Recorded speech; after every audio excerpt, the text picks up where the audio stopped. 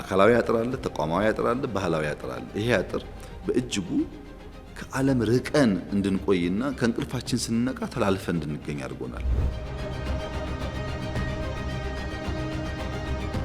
የት ላይ ተላለፍን የሚለው ከመደመር መንግስት ገጾች በአንዱ ላይ የቆመ ገናና ትውልዳዊ ጥያቄ ነው።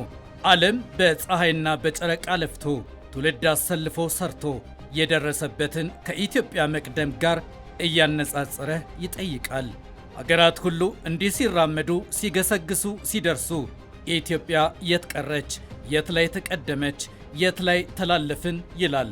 የመደመር መንግስትን ጥያቄ ይዘን በእሾህና በገለባ በእንባና በአበባ የታለፈውን የኢትዮጵያን የመተላለፍ ዘመናት እንመርምር። የመጀመሪያው ኢንዱስትሪያል ሪቮሉሽን የተጀመረው የዛሬ 275 ዓመት ገደማ ነው። ከ200 ዓመት በኋላ ዛሬ ኢትዮጵያ ትራክተር ኮምባይነር ትላለች።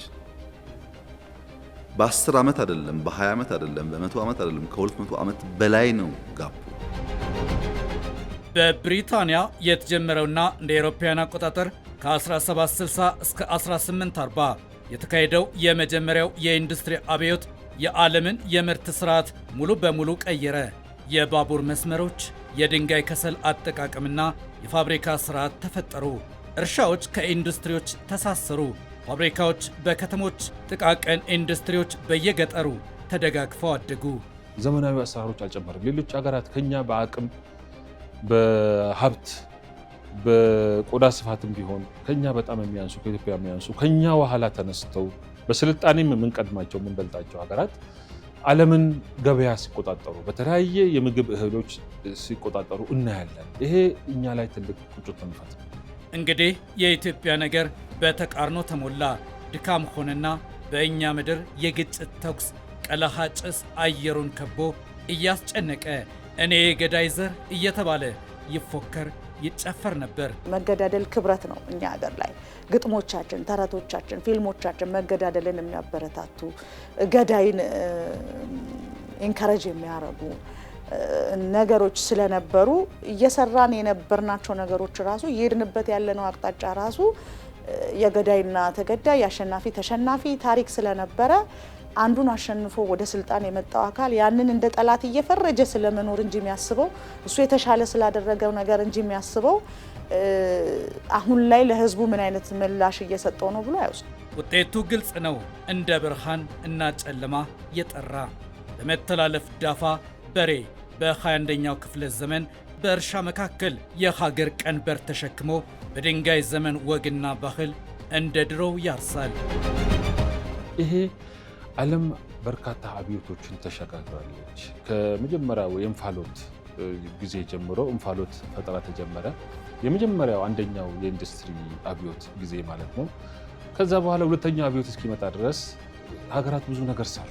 በተለይ ትኩረቱ ኢነርጂን በመጠቀም ኃይልን በመጠቀም ጉልበት የመቀነስና ወደ ምርታማነትን የመጨመር ጉዞ ሲኬድ ነበር ማለት ነው። ከ1870 እስከ 1914 የተካሄደው ሁለተኛ የኢንዱስትሪ አብዮት ኤሌክትሪክን፣ ብረትን፣ ኬሚካልና መኪና ኢንዱስትሪን አስፋፋ። በዚህ ወቅት ኢትዮጵያ በአድዋ ተራሮች ተዋግታ የሰይፍ ድል አወጀች። ይህ የጦር ሰልፍ ድል በልማት ሰልፍ አለመደገፉ የሀገርን ሁለንተናዊ ሉዓላዊነት እንደተፈታተነ ዛሬ ድረስ አለ። ፕሮፌሰር ባህሩ ዘውዴ የኢትዮጵያ ታሪክ ከ1847 እስከ 1983 በተሰኘ መጽሐፍ የጦር ሰልፍ ድል እንዴት በልማት ሰልፍ እንዳልታገዘ ጽፈዋል። ከቁጭት ጋር እንግዲህ ነፃነት በልማት ሊታጀብ አልቻለም ማለት ነው። ይህ እንቆቅልሽ ይበልጥኑ ያሳሰበው ዘመናዊ ትምህርት በመቅሰማቸው የሀገራቸውን ኋላ ቀርነት ከማንኛውም የህብረተሰብ ክፍል ይበልጥ ማጤን የቻሉትን ወጣት ኢትዮጵያውያንን ነው። በዚህ መተላለፍ ምክንያት የኢትዮጵያ ገበሬ ዛሬም ድረስ ከበሬ ጋር ሲላፋ ዘመናዊ ዓለም ወደ ፕሪሲሽን አግሪካልቸር ግብርና፣ በጂፒኤስ የሚመራ ትራክተር፣ ድሮን፣ የአፈር ሴንሰር፣ የሳተላይት መረጃና የአርቲፊሻል ኢንቴሊጀንስ መተግበሪያዎች እየተጠቀመ አደገ፣ ተመነደገ፣ ለማ፣ በለጸገ። ውጤቱ ግልጽ ነው። ልማትና ብልጽግና። የመጀመሪያ ኢንዱስትሪ አብዮት ሌሎች ሀገራት ተጠቅመው ያንን ሲቀየሩ እና እስከ ሶስተኛው ድረስ 200 ዓመት ነው የፈጀው።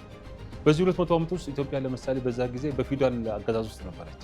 ለልማት ካሳለፍነው ጊዜ ይልቅ ሀገራችንን ለመገንባት ለመቀየር ካሳለፍነው ጊዜ ይልቅ ያልተግባባንበት ያልተስማማንበት በጦርነት ያሳለፍንበት ዘመን ስለሚበልጥ ይሄ ነገር ዋነኛ ምክንያት ነው ብዬ ወስዳለሁ ወደ ኋላ እንድንቀር ያደረገን። ደግሞ አውሮፓ ከ1650 እስከ 1800 በሆነው ዘመነ አብርሆት ኢንላይትመንት የምክንያታዊነት የሳይንስና የፖለቲካ አስተሳሰብ አብዮት ህዝባዊ አስተሳሰብን ቀየረ። ጆን ሎክ ስለ ተፈጥሯዊ መብቶች ጻፈ። ቮልቴር የአስተሳሰብ ነፃነትን አበረታታ። ሞንተስኪው የስልጣን ክፍፍልን አስተዋወቀ። ጃን ጃክ ሩሶ ስለ ህዝባዊ ሉዓላዊነት አስተሳሰብ አቀረበ። አይዛክ ኒውተን ደግሞ ዘመናዊ ሳይንስን አጠናከረ። የኢትዮጵያ ልጆች በነዛ ንጋቶች ለሸማ ሰሪው ስድብ፣ ለብረት ቀጥቃጩ የውርደት ቃል ነበራቸው። ውጤቱ እንደ ንጋት ብርሃን የጠራ ነው። ድህነት ደግሞ በዚህ ጊዜ በሌላው የኢትዮጵያ ገጽ በዘመነ መሳፍንት ጦርና ጎራዴ እየደማች እየወደመች ወደ ኋላ ተራመደች፣ ተንሸራተተች።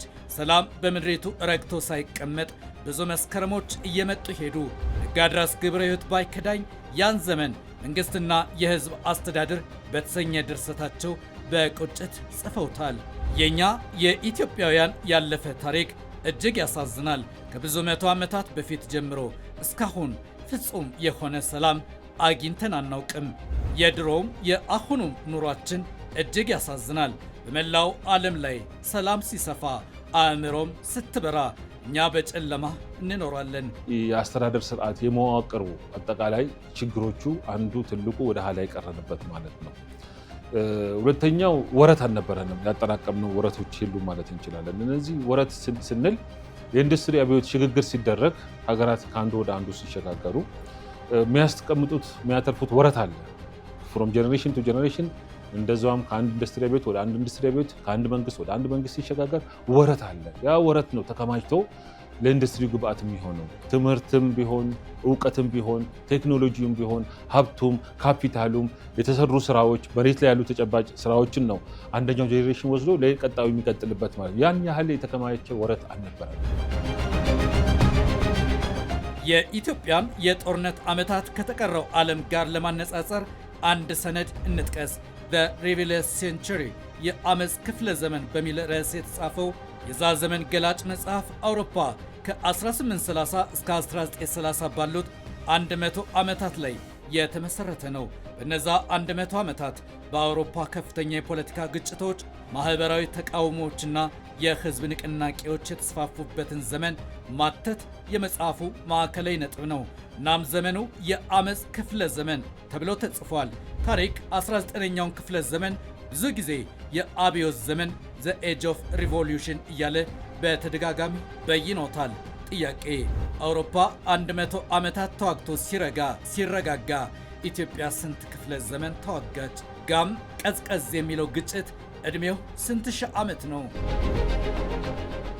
ዓለም በፀሐይና በጨረቃ ገስግሶ ለማ፣ አደገ፣ በለጸገ። ኢትዮጵያም ከዓለም ጋር ተላለፈች።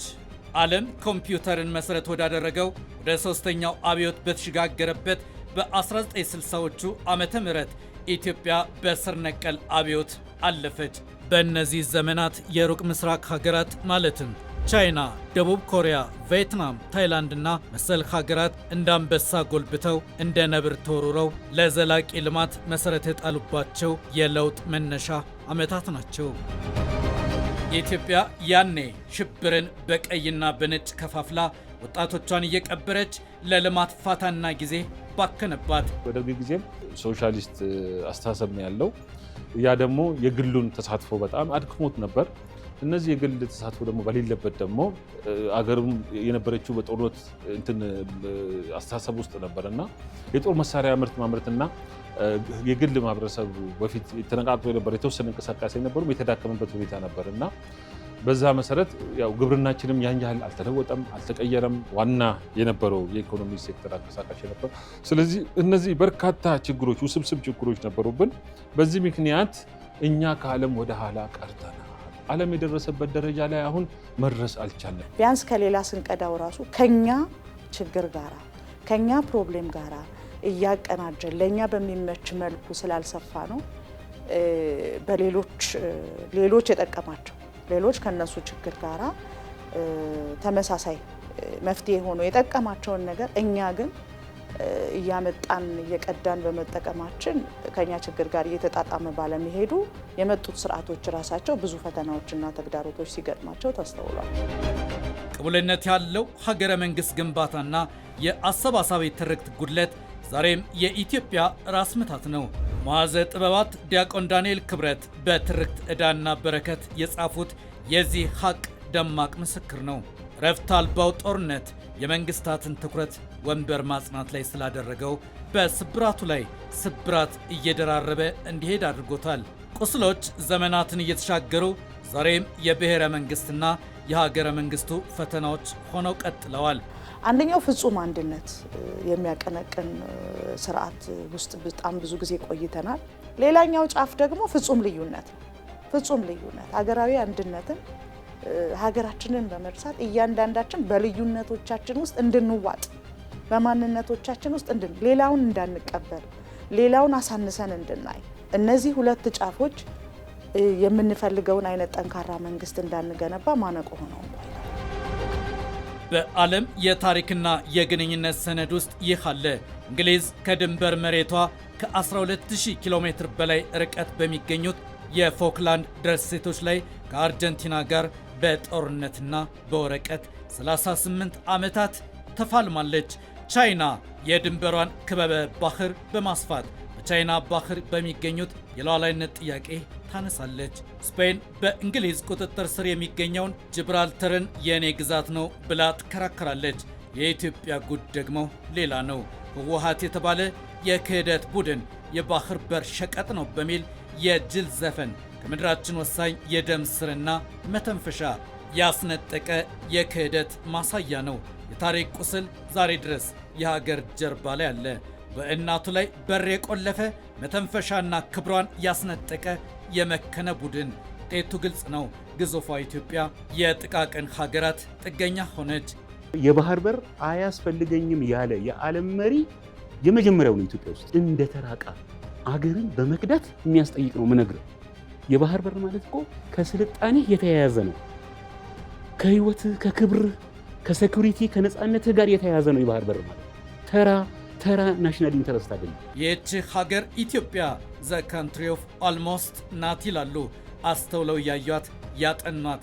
ግን እንዴት? ምክንያቱም በዘመን ሁሉ የታየው የያዘችውን እየጣለች የሰበሰበችውን እየበተነች የለፋችበትን በአብዮትና ለመንግስታት ሽግግር በሚተኮስ መድፍና ሰደፍ እያወደመች ዘርታ የማትሰበስብ ሀገር ሆናለችና ብዙ የሞከረች ግን ደግሞ ጫፍ ለመድረስ የተቸገረች ናት። የመደመር መንግስት ለዘመናት ስልጣንን አምነው ለሰጠን ህዝብ ምላሻችን ለምን ይህ ሆነ? ድጋፍ ለሆነልን ህዝብስ ደጀን ለመሆን ለምን አቃትን ሲል ይጠይቃል። ለምን ወደ ኋላ ቀረን? ቀጣይ የመደመር መንግስት የመጽሐፍ ገጾች ያለፈ ዘመንን ለማካካስ በተቀየሱ የፍጥነት የፈጠራና የዝላይ መርሆች የተዋቀሩ ሀገራዊ ራዕዮች በድምቀት ተቀርጸውበታል። የመደመር መንግስት ሲጠቀለል የሚያነሳው ዛሬ ላይ ሆኜ ነገን፣ ነገ ላይ ሆኜ ዛሬን በምልልስ በምናብ እየቃኘው እየተጋውና እየሰራው ለልጆቼ የተሻለ ዓለም መፍጠር እችላለሁ ብሎ ያምናል። 1001 የንጋት የመነሳሳት የመገስገስ አቧራን የማራገፍ አሻራን የመጻፍ ሰነዶች። ይህ ትውልድ ለኢትዮጵያ እውነተኛ ንጋት የሚተጋ ቁጭት የቀሰቀሰው ትውልድ ነው።